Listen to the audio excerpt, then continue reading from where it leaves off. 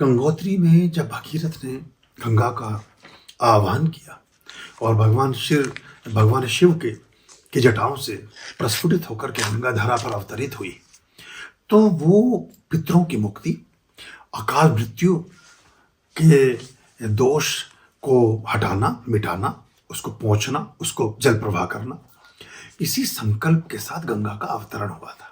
इसलिए गंगा में अस्थियों के विसर्जन की व्यवस्था की गई, इसलिए गंगा में स्नान की व्यवस्था की गई। और देखिए, अभी जो बात मैंने नेचर की बात आपसे कही,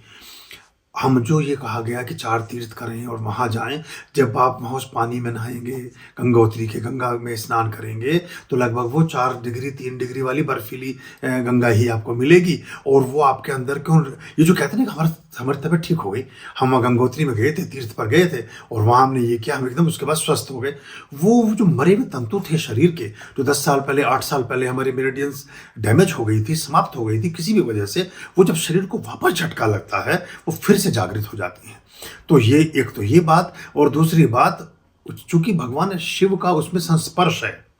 उनके अंग को छू कर आ रही है, तो प्रत्यक्ष रूपेण भगवान शिव का ही दर्शन गंगा के दर्शन से होता है, गंगा में स्नान से होता है। इसीलिए कुंभ की व्यवस्था है, इसीलिए गंगा स्नान की व्यवस्था है, इसलिए हरिद्वार, प्रयाग और जितने भी हमारे तीर्थ हैं, गौमुख से गंगा सागर तक की जो यात्रा है उसकी व्यवस्था है। ये सब इसीलिए किया गया है। तो वहाँ सबसे पहला प्रकटीकरण,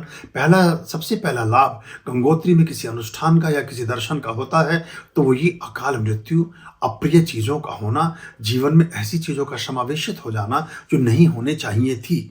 जिन्होंने आपके जीवन को किसी न किसी तरीके से झकझोर कर रखा, जो अशुभता की पराकाष्ठा थी, उनसे मुक्ति ही गंगोत्री के अनुष्ठानों का मुख्य ध्येय सदा सर्वदा हमेशा रहा है।